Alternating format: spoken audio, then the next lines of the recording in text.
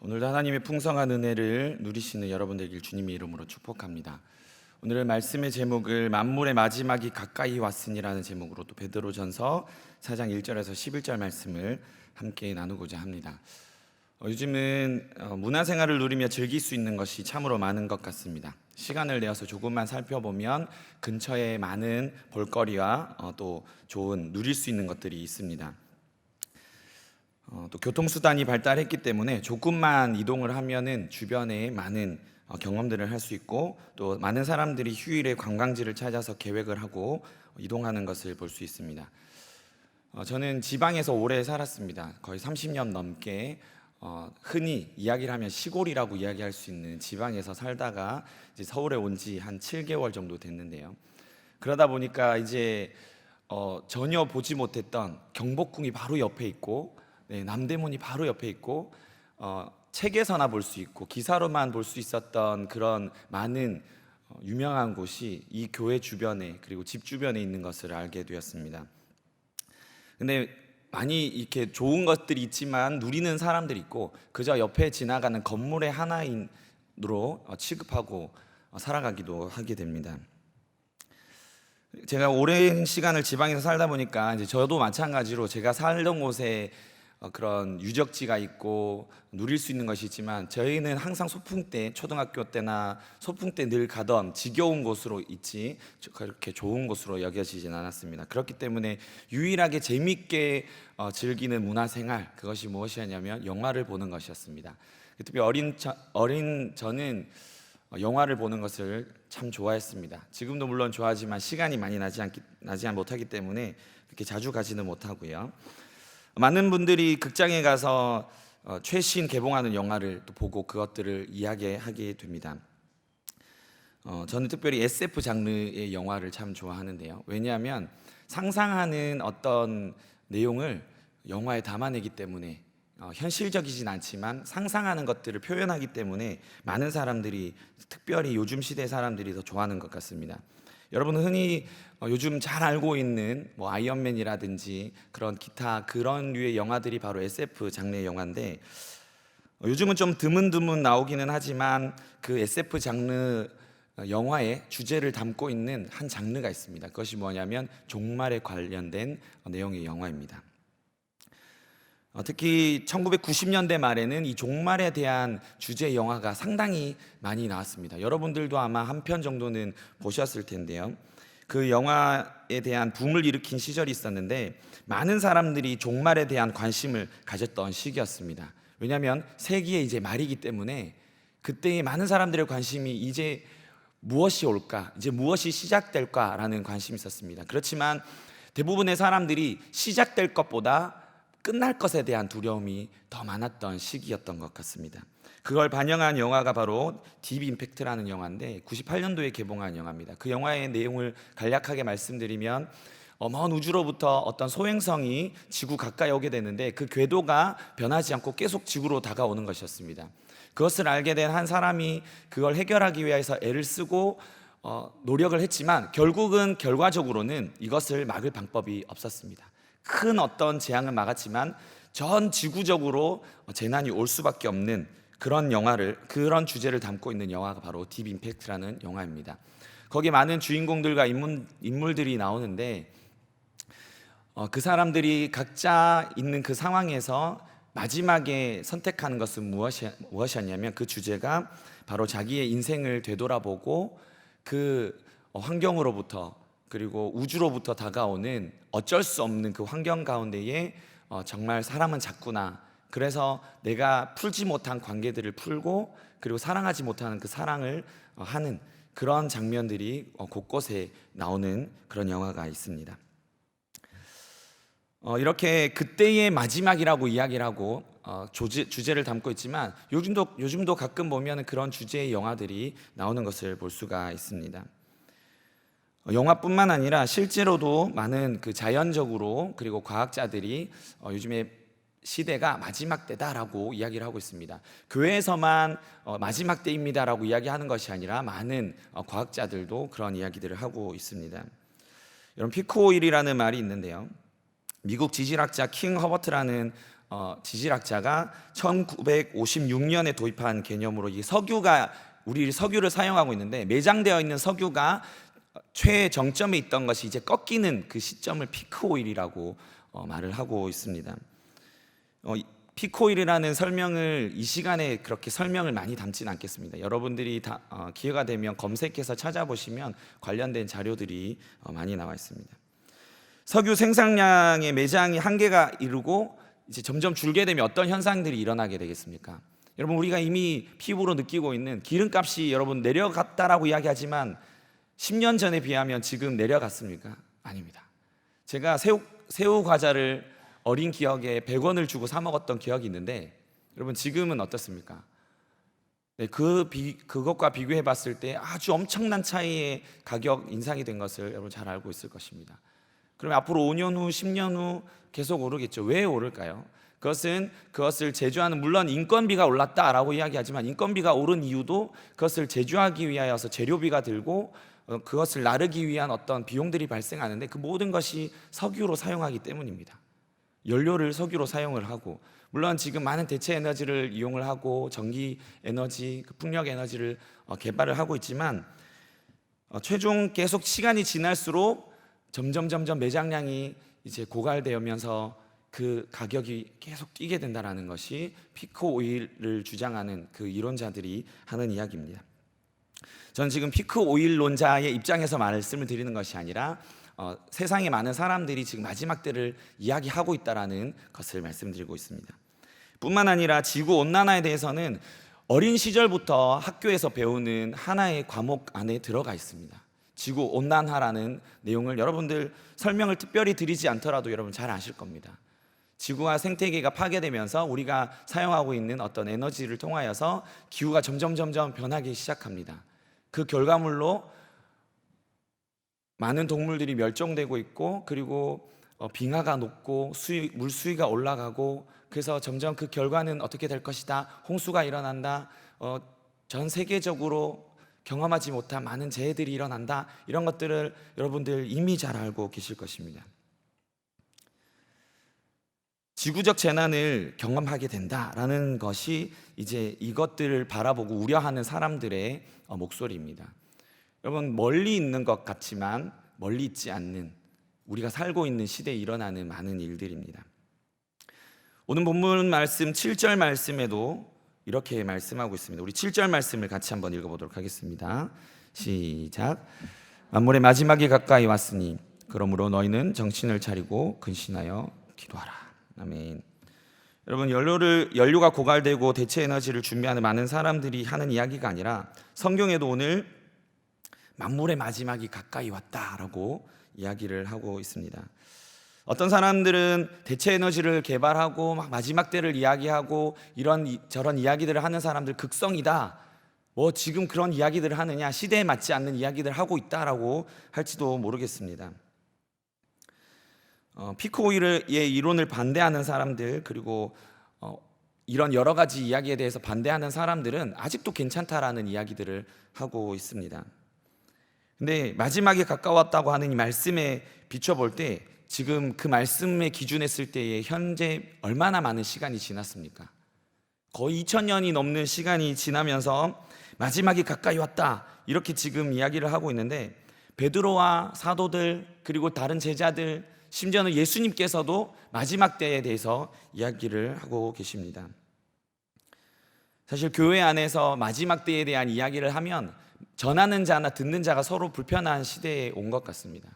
예전에는 참 많은 시간을 들여서 마지막 때에 대한 이야기를 들었는데, 요즘은 마지막 때 이야기를 하면 그 시대에 맞지 않는 이야기, 먼 이야기, 그리고 약간 이상한 사람들이 하는 이야기, 너무 그쪽만 한쪽으로 쏠려 있지 않나라고 하는 시대에 살고 있습니다. 하지만 성경에서 말하는 마지막 때라는 것은 실제로 지구가 점점 이렇게 병들고 마지막을 바라보는 것들을 이야기할 수도 있겠지만, 하나님께서 말씀하시고 있는 이 마지막 때의 기준은 그런 지구가 멸망하는 마지막 때가 아니라 하나님의 심판의 때를 말씀하고 있습니다. 그리고 하나님이 심판하신 그때가 언제입니까? 예수님 다시 오시는 그때를 말씀하고 있다라는 것입니다. 마태복음 25장에 보면 예수님께서 천국 비유를 들어서 말씀하실 때에 천국은 마치 등을 들고 신랑을 맞으러 나간 열 처녀와 같다, 이렇게 말씀을 하고 있습니다. 열 처녀에 대한 해석과 설교들은 이미 많이 들으셨고 또 많은 해석들이 있습니다.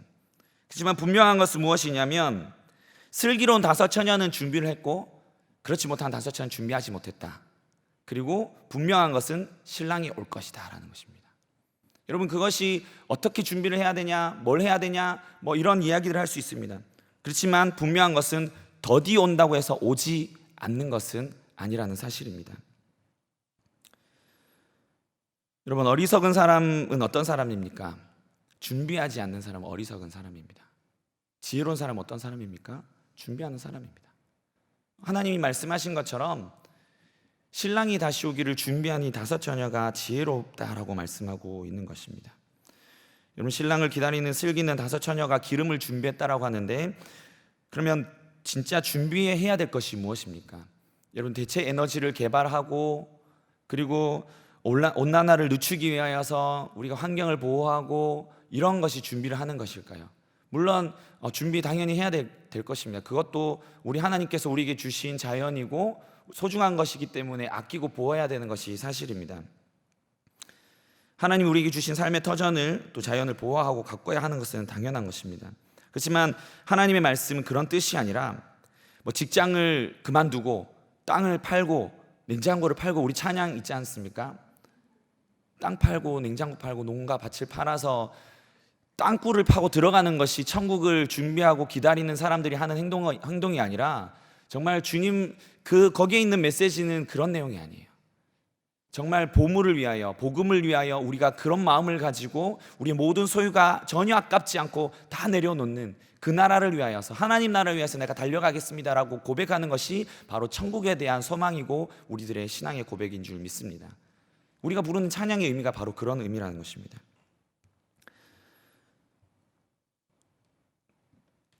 그 뉴스 기사를 제가 하나 더 살펴보고 왔는데요. 그 기사가 뭐 흔히 말하는 이제 다른 먼 곳이 아니라 우리나라에서 이제 유명한 연예인들에 관련된 기사를 이렇게 쏟아내는, 거기에서 이렇게 한 켠에 나온 내용들이 있었습니다. 어떤 내용이었냐면 부자들의 움직임이 수상하다라는 제목의 이 글이 하나 올라왔습니다. 그 글의 내용이 무엇이냐면 아까 내용과 비슷한 내용입니다. 지구의 마지막 때가 가까이 왔으니 이제 어떻게 해야 될까라는 생각에 이미 많이 부자들이 자기들이 살 거리를 준비하고 있다는 것입니다. 벙커를 만들고 있고, 여러분 뭐 뉴스나 뭐 이런 것들뿐만 아니라 이미 예전에 소재로, 영화의 소재로도 담고 있었지만 이제는 실제로 벙커를 준비하고 음식물을 준비하고, 그래서 그때를 대비하기 위해서 많은 부자들이 준비하고 있다, 이런 기사가 글이 올라온 것을 보았습니다. 이 사람들은 나름대로 자기의 그 마지막을 준비하고 있는 것입니다. 그때 언제가 올지 모르는 그때를 위해서. 그렇다면 우리가 준비해야 될 것은 무엇입니까?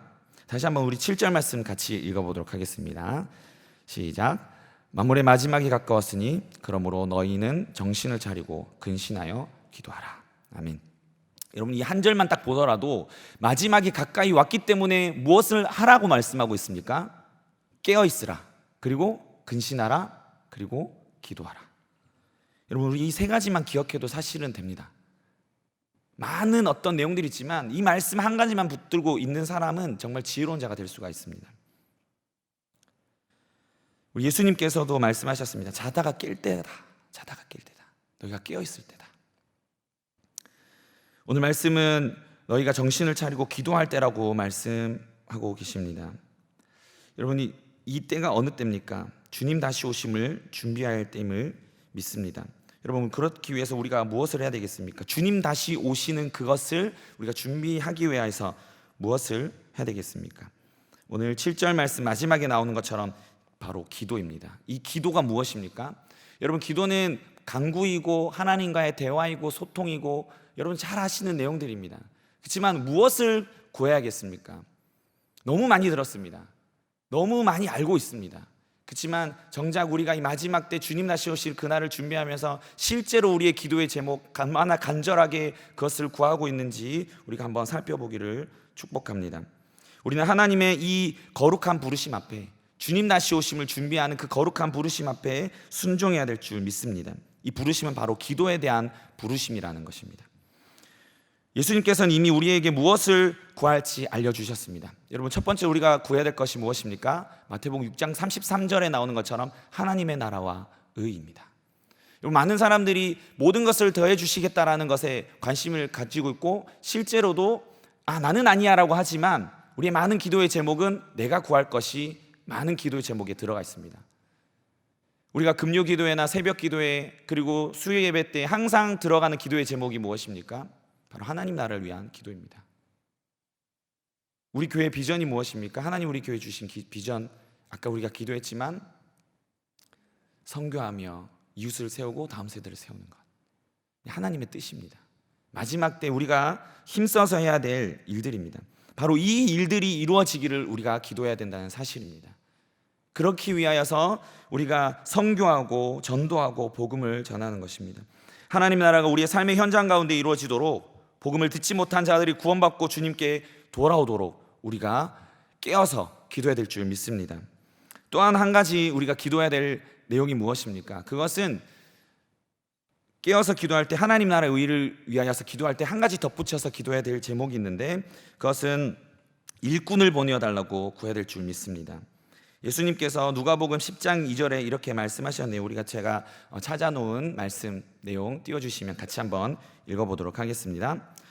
같이 읽겠습니다. 이르시되 추수할 것은 많되 일꾼이 적으니 그러므로 추수하는 주인에게 청하여 추수할 일꾼들을 보내주소서 하라.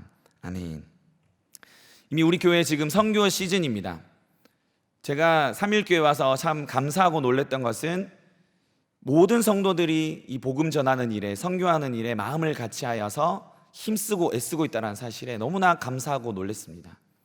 한두 명이 아니라, 어떤 몇몇이 아니라 모든 성도가 한 마음으로 이 복음을 위하여, 선교를 위하여 구하고 있다는 사실에 너무나 감사했습니다.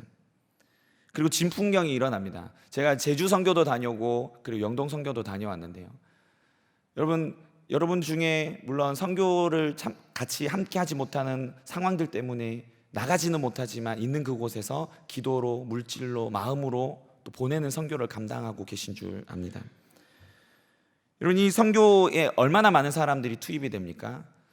800여 명이 넘는, 제주, 영동 합치면 1000명이 넘는, 그리고 모든 국내 해외 선교에 참여하는 우리 성도님들을 합치면 수천 명이 넘는 인원이 이 선교의 자리에 함께합니다. 복음 전하는 곳에 함께하고 있습니다. 어떤 사람들은 이렇게 이야기할 겁니다. 이렇게 많은 돈을 들일 필요가 있냐? 이렇게 많은 사람들이 나갈 필요가 있냐? 여러분, 비용만 따져볼 때 얼마나 많은 비용이 듭니까?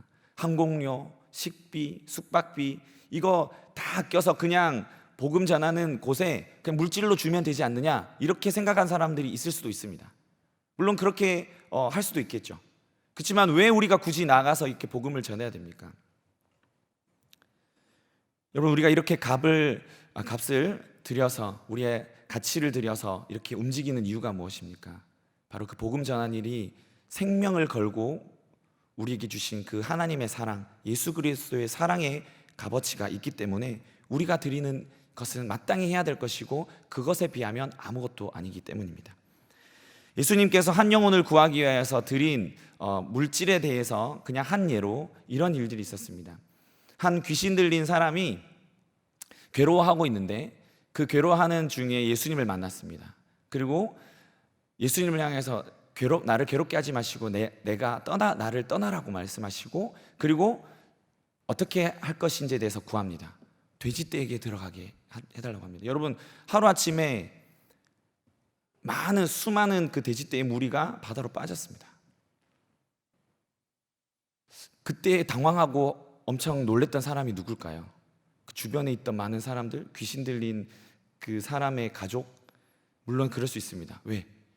깨끗함을 얻었기 때문에. 근데 하루아침에 자기의 소유 돼지들이 다 집을 나가버렸습니다. 엄청난 재정의 손실이 있고 얼마나 당황했겠습니까? 상의도 없이 갑자기 일어난 일입니다. 여러분, 예수님께서 이렇게 한 영혼을 구하기 위해서 지불하신 이 물질로 그냥 따져본다면 비교할 수 없겠지만, 이런 값을 들여서라도 예수님 그 한 영혼을 구하기로 작정하신다는 것입니다. 우리 그냥 환율로 계산했을 때 뭐 200만 원이 들었겠습니까? 여러분 우리나라 그냥 환율 그냥 대략 잡아도 수천만 원, 수억의 돈이 한 번에 쓰여진 것입니다. 한 사람에게. 그렇지만 그 한 영혼이 돌아오는 것에 그것이 필요하다면 우리 예수님은 전혀 아깝지 않게 그것을 사용하시는 분이신 줄 여러분 믿으시기 바랍니다. 그렇다면 우리가 가는 이 선교도 마찬가지입니다. 우리가 나가는 그 선교 현장 가운데 우리가 드려지는 그 선교비가 아깝습니까? 그렇지 않습니다. 나의 이 섬김과 나의 이 물질을 통하여서 천하보다 귀한 한 영혼이 주님 품으로 돌아온다면 그것은 전혀 아까운 것이 아닙니다. 주님 다시 오심을 준비하기 위해서 우리가 해야 될 또 한 가지가 있습니다. 그것은 무엇이냐면 바로 준비해야 될 것은 사랑입니다. 여러분 사랑에 대해서 많은 주제에 대해서 그리고 많은 설교가 있습니다. 여러분들도 지금 많은 사랑을 가지고 그렇게 행하는 줄 믿습니다. 오늘 말씀을 통해서 다시 한 번 더 우리에게 사랑을 하라고 말씀을 하시고 있는데 어떻게 말씀을 하고 계십니까? 우리 8절 말씀 같이 한번 읽겠습니다. 무엇보다도 뜨겁게 서로 사랑할지니 사랑은 허다한 죄를 덮느니라. 아멘. 여러분 기도하라 바로 뒤에 나온 것이 무엇입니까? 사랑하랍니다. 여러분 기도하는 우리가 먼저 구해야 될 것이 하나님 나라를 위하여서 기도했다면 우리가 사랑해야 될 것도 무엇을 위해서 사랑을 해야 되겠습니까? 바로 하나님의 뜻을 위해서 사랑해야 되는 줄 믿습니다. 이 사랑에 대한 많은 개념과 오해들이 있고 이 사랑이라고 이야기하면 각자가 생각하는 사랑의 방법과 모양들이 있습니다. 그렇지만 우리가 주님께서 주시는 이 사랑의 개념은 지금 베드로 사도가 우리에게 주신 이 사랑의 개념은 바로 그런 개념이 아니라 한 영혼을 향한 바로 그 사랑의 개념입니다. 여러분 그 사랑을 어떻게 할 것인가에 대해서 좀 더 구체적으로 상세하게 우리에게 설명해 주고 있습니다. 9절부터 11절 말씀에 제가 그냥 요약해서 말씀드리면 사랑하라, 어떻게? 대접하라. 그리고 봉사하라, 말하라. 여러분 사랑을 어떻게 한다고 했습니까? 대접하라, 봉사하라, 그리고 말하라. 여러분 대접을 하는 것, 우리 흔히 내가 좋아하는 사람, 내가 만나는 사람을 위해서 사용하고 그리고 내가 즐거운 걸 위해서는 많은 물질을 들여서 사용합니다. 맛있는 거 먹으러 가고 좋은 거 보러 가고 그리고 내가 좋아하는 행복한 시간을 보내기 위해서 내가 좋아하는 사람을 위해서 돈을 쓰는 것은 전혀 아깝지 않습니다. 근데 만약에 내가 정말 싫어하는 사람, 그리고 냄새 나는 사람, 내가 보기에 별로 좋아하지 않는 스타일의 사람, 그 사람에게 여러분 대접을 해야 된다면 여러분 어떤 마음으로 하시겠습니까? 근데 오늘 지금 베드로 사도가 하는 이 말씀은 바로 그렇게 하라는 겁니다. 대접하라. 우리 선교에 가서도 마찬가지입니다. 제가 한 팀, 저는 POP를 담당하고 있으니까 저희 POP 팀도 영계교회 한 교회를 맡아서 사역을 했는데요. 거기에 이제 옷이나 이렇게 차림이 온전치 못하신 분들이 왔습니다. 그분들에게서 어떤 이제 향기가 나기 시작했습니다. 근데 그것이 지워지지가 않아요. 심지어는 그분들이 가신 다음에도 청소를 하는데도 냄새가 가시지 않는 그런 일들이 있었습니다. 그렇지만 안에 모여서 서로 어떤 이야기를 했냐면 우리가 티를 내면 안 돼. 왜? 하나님이 원하지 않고 여러분 냄새를 우리가 막을 수 있습니까? 아니면 내 감정이 갑자기 막 컨트롤이 돼서 막 웃을 수 있겠습니까? 그건 쉽지 않습니다, 여러분. 한순간에 내가 연기를 해야지 해서 되는 것이 아닙니다. 진심으로 우리 안에 하나님의 사랑이 솟아나지 않으면 그 자리에서 그것을 할 수가 없어요. 그래서 서로 같이 기도하면서 하나님의 마음을 부어달라고 같이 기도하기 시작했습니다. 그리고 정말 진심을 다하여서 그분들에게 함께 봉사하고 돕고 대접하고 복음을 전하는 일들이 있었습니다. 또 하나는 봉사하랍니다. 봉사하라. 다른 말로 하면 봉사를 다른 말로 하면 공급하라는 겁니다. 대접과 비슷한 말이죠. 공급하라. 이 공급은 무엇입니까? 공급은 그냥 막 부어주는 것이 아닙니다. 그가 필요한 것에 맞춰서 부어주는 것이 공급입니다. 없는 것에 부어주는 것, 부족한 것을 채워주는 것이 공급이라는 것입니다.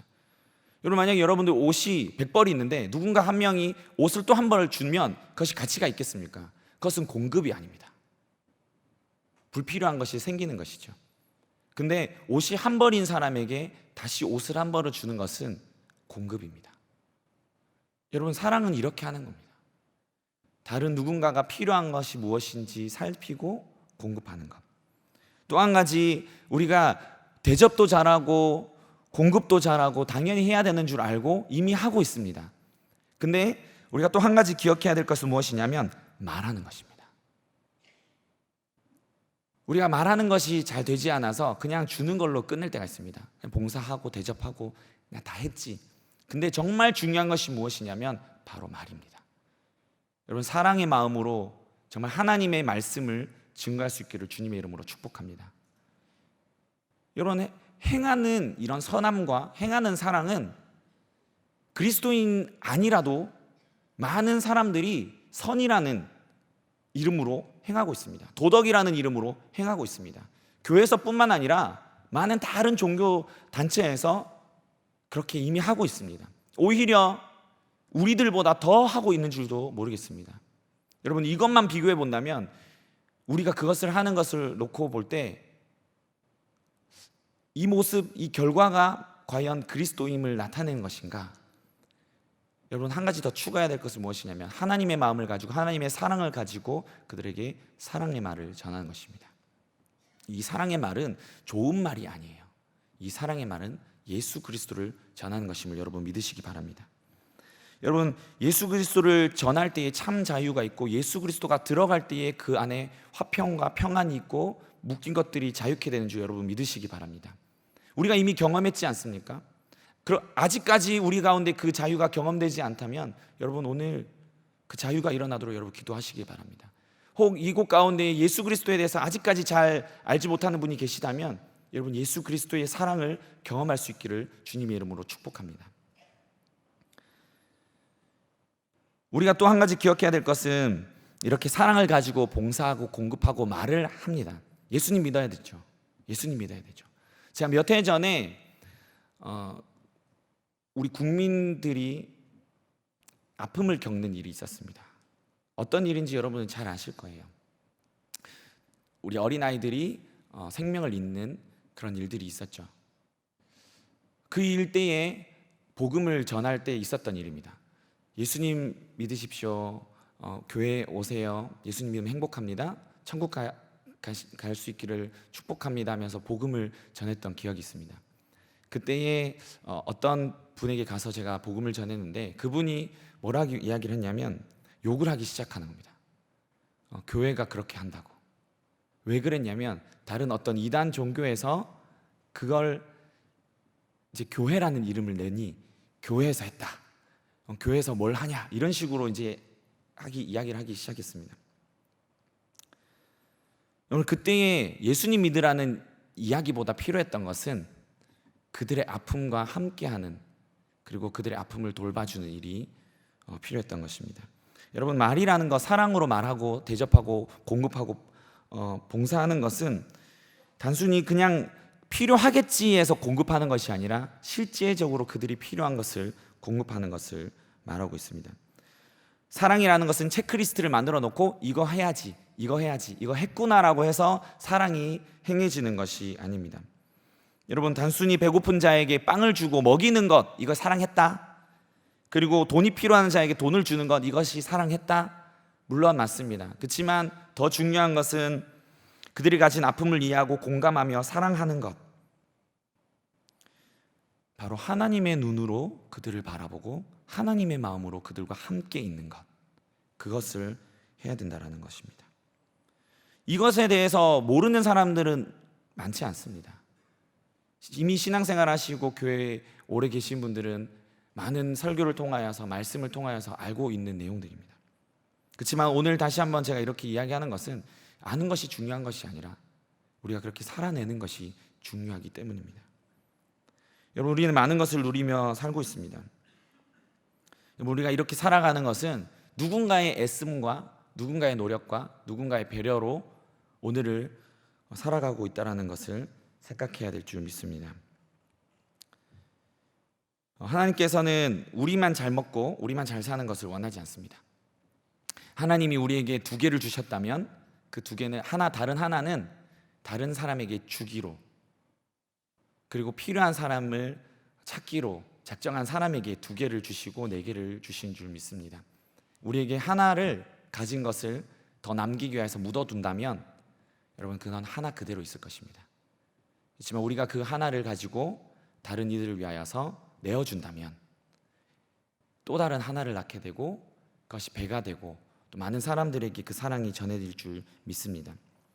여러분 나에게 풍요와 여유가 있다면 내 주변에 나눠줄 대상자가 없는지, 여러분 대접할 사람이 없는지 한번 오늘 살펴보실 수 있기를 주님의 이름으로 축복합니다. 하나님의 말씀은 다른 이의 필요를 따라 공급하고 또 공급하라고 말씀하고 있습니다. 다른 이를 위해 격려하고 위로하고 세우는 말을 또 해야 될 줄 믿습니다. 때로는 지나친 말과 지나친 관심과 지나친 조언 때문에 상처받고 힘들어하는 사람이 있습니다. 막 훈계하고 가르치듯이 오히려 마음을 상하게 만드는. 여러분 이것은 우리의 성도와 성도의 관계도 말씀하고 있고 우리 가족 구성원과의 관계도 말씀하고 있고 또 때로는 내가 보기 싫은 우리 직장의 누구 아무개일 수도 있고 또 내가 만나는 많은 사람들일 수도 있습니다. 이것에 대해서 오늘 본문 말씀은 뭐라고 말합니까? 어떻게 하라라고 말씀하고 있습니까? 오늘 10절 말씀, 베드로전서 4장 10절 말씀 우리 같이 한번 읽어보도록 하겠습니다. 시작. 각각 은사를 받은 대로 하나님 여러 가지 은혜를 맡은 선한 청지기 같이 서로 봉사하라. 여러분 사랑을 가지고 하되 어떻게 해야 된다라고 또 말씀하고 있냐면 선한 청지기 같이 하라라고 말씀하고 있습니다. 선한 청지기 같이.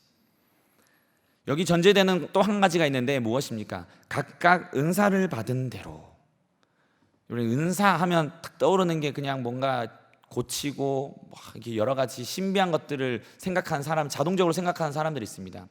물론 하나님이 우리에게 주시는 그 신령한 은혜들이 있을 수 있습니다. 그렇지만 여기서 말씀하고 있는 은사는 하나님이 우리에게 각 사람에게 나눠주신 하나님의 마음, 하나님의 사랑을 베풀 수 있는 재능, 하나님의 사랑을 베풀 수 있는 능력을 말씀하고 있습니다. 각 사람에게 주셨다라고 말씀했지 누구는 많이 주셨고 누구는 이거 주셨고라고 말씀하고 있지 않습니다. 여러분 여기 계신 모든 분들은 하나님 각 사람에게 우리 모두에게 은사를 주신 줄 여러분 믿으시기 바랍니다. 우리에게 받은 은사가 있습니다. 어떤 사람은 대접하는 은사가 있고요. 어떤 사람은 가르치는 은사가 있고요. 어떤 사람은 위로하는 은사가 있고요. 어떤 사람은 능력 행하는 은사가 있을 수도 있습니다. 오늘 분명한 것은 이 사람들이 어떻게 해야 되냐? 선한 청지기 같이. 여러분 청지기는 자신의 뜻대로 하는 것이 아니라 주인의 뜻대로 하는 사람이 청지기입니다. 그리고 그 소유권을 자기 것이라고 주장하지 않는 사람이 바로 청지기입니다. 하나님이 주셨으니 내 마음대로 하지 않고 하나님이 주셨으니 하나님의 뜻대로 내가 사용하겠습니다. 여러분 그러면 우리가 가진 은사와 우리가 가진 그 재능과 우리가 가는 물질 이것을 어떻게 사용해야 되겠습니까? 우리의 뜻대로 사용합니까? 아닙니다. 하나님의 뜻대로, 하나님 뜻대로 이것을 사용하기를 원합니다. 10절과 11절 말씀에 보면 무엇과 같이, 무엇 하는 것 같이라고 말씀하고 있습니다. 요약해 보면 하나님께서 하시는 것처럼 하라는 겁니다. 하나님께서. 여러분 우리가 세운 방법과 계획은 부작용이 있겠지만 하나님이 주시는 방법과 계획은 완전한 줄 믿습니다. 그렇기 때문에 우리 하나님의 지혜를 구해야 됩니다. 아까 우리가 기도해야 된다고 했지 않습니까? 하나님의 나라와 의를 위하여서 기도할 때 하나님 우리에게 그것을 행할 수 있는 지혜를 주십시오. 하나님 그것을 행할 수 있는 사랑을 부어주십시오. 우리에게서는 선한 것이 없습니다. 하나님의 사랑이 부어져야만 합니다. 여러분 우리가 아무리 계획을 하고 우리의 열심을 가지고 한다 할지라도 실망되는 어떤 일이 오면 그리고 그것이 지속적으로 오게 되면 여러분 그 하고 싶지 않아요. 네, 하나님의 사랑이 부어지면 아무리 실망되고 고난이 오고 역경이 오고 환난과 핍박이 온다 할지라도 우리는 그것을 능히 행하게 될 줄 믿습니다. 하나님이 하시게 되는 사랑에는 부작용이 없습니다. 또 한 가지 우리가 생각해 볼 단어는 무엇이냐면 서로라는 단어입니다. 서로.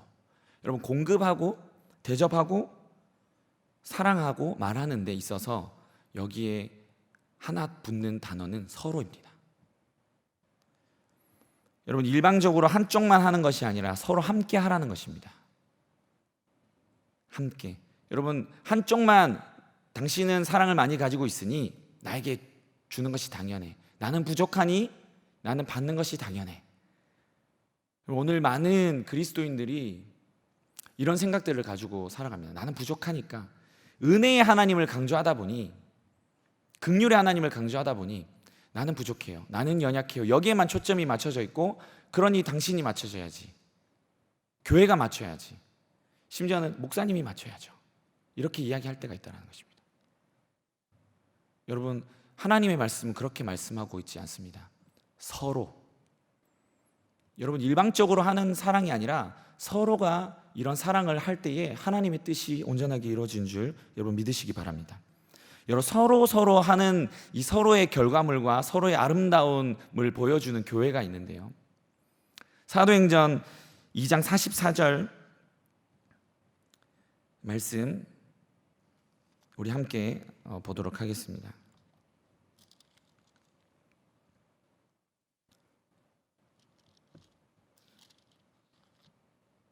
사도행전 말씀, 우리 말씀을 같이 한번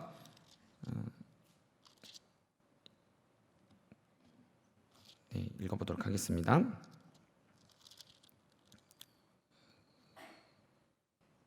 네, 2장 44절 말씀 같이 읽겠습니다. 시작. 모든 물건을 서로 통용하고 또 재산과 소유를 팔아 각 사람의 필요를 따라 나눠주며 날마다 마음을 같이하여 성전에 모이기를 힘쓰고 집에서 떡을 떼며 기쁨과 순전한 마음으로 음식을 먹고 하나님을 찬미하며 또 백성에게 칭송을 받으니 주께서 구원받는 사람을 날마다 더하게 하시니라. 아멘. 여러분, 오늘 이 말씀에 44절 말씀에 보면 믿는 사람이 다 함께 있는데 뭐라고 합니까? 서로라는 단어가 나옵니다. 서로. 한쪽만 일방적으로 한 것이 아니라 모든 사람들이 함께 서로 자신이 가지고 있는 물건과 마음을 같이 하여서 통용하고 먹고 떡을 떼고 사랑하고 함께 교제하고 기도하고, 여러분, 그것만 했겠습니까? 예수 그리스도의 사랑을 전하는 것이죠. 나만 잘하면 돼, 나만 기도하면 돼, 나만 말씀을 잘 알면 돼가 아니라 서로 나누고 서로 기도하고 서로 사랑하고, 그 사랑이 거기만 있는 것이 아니라 그렇게 행할 때에 어떤 일이 일어났습니까? 47절 말씀에 하나님을 찬미하며 또 온 백성에게 칭송을 받으니 주께서 구원받는 사람을 날마다 더하게 하시니라.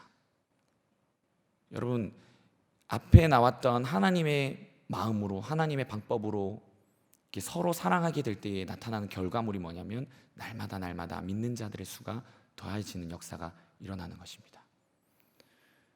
오늘날 많은 사람들이 교회를 핍박하고 욕합니다. 왜 그렇습니까? 물론 우리의 잘못입니다. 우리가 그렇게 하지 못했기 때문에, 우리가 하나님의 사랑으로 사랑하지 못했기 때문에, 모양은 하나님의 사랑으로 포장했지만 중심에는 하나님의 사랑을 놓치고 살았기 때문에 이런 일들이 일어났습니다. 세상이 보아도 우리 안에 하나님의 사랑이 보이지 않기 때문에 우리를 지탄하고 우리 손가락질 하는 것입니다. 때로는 그것이 마음이 너무 아프고, 때로는 반대로 비난하고 싶고 반박하고 싶고 변론하고 싶을 때가 사실 목회자로서 그 마음 가운데 올라올 때도 있습니다. 아니야, 그렇지 않은 사람이 더 많아, 그렇지 않은 믿는 사람들이 있어라고 말하고 싶지만, 맛을 잃은 소금처럼 빛을 잃어가는 우리의 모습들을 볼 때에 너무나 마음이 안타깝고 죄송한 마음이 올라오는 것이 사실입니다. 그럼에도 불구하고 하나님의 말씀은 우리에게 뭐라고 말씀합니까? 깨어있으라, 기도하라, 사랑하라 말씀하고 있는 것입니다. 만물의 마지막에 가까웠음을 기억하며 준비하는 성도들이 이 모든 것을 행하면서 실제로 삶을 살아낼 때 일어나는 세상의 반응들이 있습니다. 여러분, 세상이 손가락질하는 것이 믿는 사람들이 죄지어서 욕하는 것보다 실제로 복음 때문에 욕을 들어야 되지 않겠습니까? 복음 때문에 고난을 받아야 되지 않겠습니까? 여러분, 이렇게 되는 방법이 있는데 그 방법에 대해서 오늘, 이게 방법론에 대한 것이 아니지만 그렇게 되는 그 현상에 대해서 오늘 말씀을 하고 있습니다. 베드로전서 4장 4절 말씀 같이 읽어보도록 하겠습니다. 시작. 이러므로 너희가 그들과 함께 그런 극한 방탕에 다름질하지 아니하는 그것을 이상하게 여겨 비방하나. 마지막 때에 죄 짓는 사람들, 그리스도 안에 있지 않는 사람들이 행하는 시대에 대해서 이야기를 하면서 그 사람들이 복음을 위하여 달려가는 사람들에게 하는 태도, 모습들에 대해서 이야기를 합니다. 뭐라고 이야기하고 있습니까? 이상하게 여기고 비방한다. 여러분, 우리를 향하여서 믿지 않는 사람들이 이상하게 여기고 비방하는 일이 있어야 될 줄 믿습니다. 네, 아멘 안 하시네요. 이것은 당연한 겁니다. 세상 사람들이 우리가 복음을 위하여서 정직하게 행하고 때로는 바보같이, 때로는 멍청이같이 이렇게 행할 때에 실제로 그들이 우리를 보고 참 너희는 뭐 때문에 그렇게 하니라고 이야기하는 일들이 일어나게 됩니다. 믿는 사람으로서 소리 내지 못할 때가 간혹 있는데요. 제 한 경험을 좀 예를 들어드리고 말씀을 마무리하도록 하겠습니다. 교통사고, 접촉사고 여러분 한번 나보신 적이 있을 텐데 저희 집에서 접촉사고, 교통사고가 난 적이 있어요. 근데 오해가 생겨서 경찰서에서 저희한테 연락이 온 겁니다. 상대방이 고발을 했다는 거예요. 그래서 합의하지 않으면 가만히 있지 못한다. 그러니까 그쪽 상대방이 어떻게 하겠다. 근데 상황적으로 볼 때나 여러 가지 볼 때에도 그렇게 해결할 문제는 아니었습니다. 따지고 볼 수도 있고 마음에 막 이게 억울함과 분남과 슬픔이 막 몰려오기 시작했습니다. 근데 한 가지 드는 생각은 첫 번째는 내가 그리스도인이니까 그들에게 어떻게 할 수 없다라는 이제 마음이 있었습니다. 내가 그렇게 했을 때에 결국 나중에 그 사람이 복음을 알고, 그리고 또 한 가지는 목회자이기 때문에 또 못했습니다. 저 사람이 누군가 언제 나를 만날지 모르는데 그 사람이 나를 봤을 때에 어떤 일이 일어날지 모른다. 그래서 복음이 전하는데 방해될 수도 있겠다. 다음에 서로 만났을 때 어느 자리에서 만날 수 있을지 모르겠다. 여러분, 그런 일들이 혹 있지는 않습니까? 세상에서 큰 소리를 내면, 여러분 교통사고 났을 때 누가 이기는지 아십니까? 큰 소리 내면. 블랙박스가 없으면 더 그래요. 블랙박스가 없으면. 여러분, 세상 속에서 많은 사람들이 이야기를 합니다. 너 그거 억울하지 않냐? 증거를 제시하고 이렇게 해야 되지 않냐? 물론 그거 적절한 절차를 하는 부분에 대해서 여러분 잘못됐다라는 것이 아닙니다. 그렇지만 그리스도인으로서 우리가 살아갈 때에 때론 억울하고 때론 불편하지만 내가 그리스도인이기 때문에 감수해야 될 많은 일들이 있다는 것입니다. 이건 그냥 단적인 예입니다. 그리고 제가 결혼하기 전에 잠시 일용직을, 그러니까 공사 현장에서 일을 했던 일이 있는데요. 요즘 시대가 얼마나 악한가.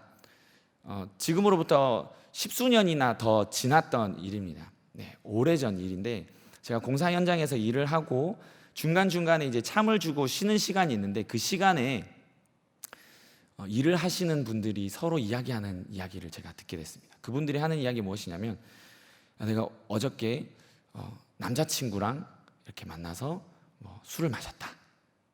또 어떤 분은 난 여자친구랑 어떤 놀러 갔다. 근데 그분들이 어떤 분이냐면 가정이 있는 분들이에요. 그러면서 이야기를 건네는 것이 무엇이냐면, 여자친구 있니? 남자친구 있니? 서로 이런 이야기 하는 겁니다. 그러니까 어떤 분은 없다 이렇게 하면 어떤 취급을 받습니까? 요즘 그때에 바보같이 여기는 거예요. 물론 여기 계신 분들 다 거룩하기 때문에 전혀 상관없지만 이미 십수년 전에 이 세상에 많은 사람들이 가지고 있는 생각이 그랬다는 것입니다. 그러면 지금 현재는 어떨까요? 그때보다 더 심해졌을까요? 아니면 덜해졌을까요? 네, 결과는 여러분들이 생각하시는 대로 그런 일들이 있을 것입니다. 여러분, 세상의 관점으로 볼 때 우리가 살아가는 것, 많은 물질을 들여서 휴가를 반납하고 휴가 기간에 선교의 현장에 나가고 또 우리의 많은 물질을 들여서 전도하는 그것을 볼 때 많은 사람들이 어리석다. 야, 그 돈 모아서 너 좋은 거 쓰지 뭐 하는 짓이니? 라고 생각할 수도 있습니다. 하지만 왜 우리가 이렇게 선교하고 전도를 합니까? 하나님은 이렇게 말씀합니다. 예수님께서 십자가에 미련한 것으로 우리를 위하여서 그렇게 하셨다고. 세상 사람들이 볼 때는 미련해 보입니다. 가치 없어 보입니다. 사랑하는 성도 여러분, 우리가 행하는 모든 것, 사람들은 손가락질하고 비난할지 모르지만 하나님이 우리를 바라보실 때는 가장 고상한 것으로 여기는 줄 믿습니다. 예수님이 육체의 고난을 받으시고 육체의 고난뿐만 아니라 세상의 비난을 받으시고 모욕을 당하셨습니다. 그렇지만 예수님 어떻게 하셨습니까? 그 모든 것을 다 짊어지시고 한 말씀도 하시지 않으시고 모든 걸 이기고, 예수님이 살아가는 모든 생애에 먹고 마시고 심지어는 호흡하는 모든 그 호흡도 하나도 낭비하지 않으시고 우리를 위하여서 다 쓰셨다는 사실 여러분 기억하시기 바랍니다. 그럼 우리가 사용해야 되는 것, 우리가 써야 될 것을 어떻게 써야겠습니까?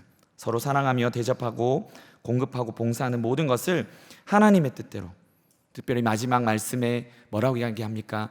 하나님이 공급하시는 것처럼, 하나님이 말씀하시는 것처럼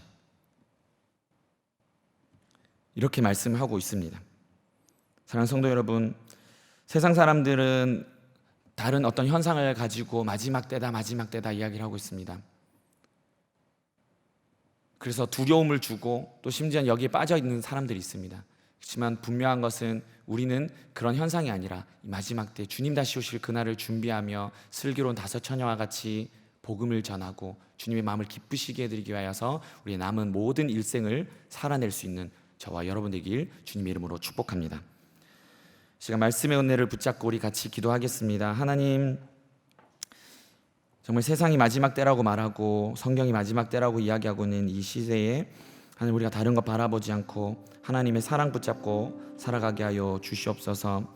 때로는 억울하고 불편하고 무지한 것 같지만 하나님의 사랑 붙잡고 그 복음 전하기 위하여 우리 남은 모든 시간과 에너지와 물질을 사용하며 하나님의 기쁨 되는 우리의 인생 되게 하여 주시옵소서. 우리를 사용하여 주시옵소서. 이렇게 기도하시고 또 우리 마음 가운데, 우리의 삶 가운데 있는 모든 기도의 제목을 하나님 앞에 다 내려놓고 기도할 수 있는 귀한 은혜의 시간 되기를 원합니다. 우리 같이 자유롭게 기도하시고 돌아가시기 바랍니다. 주신 하나님 감사합니다. 하나님, 우리를 사랑하여 주시고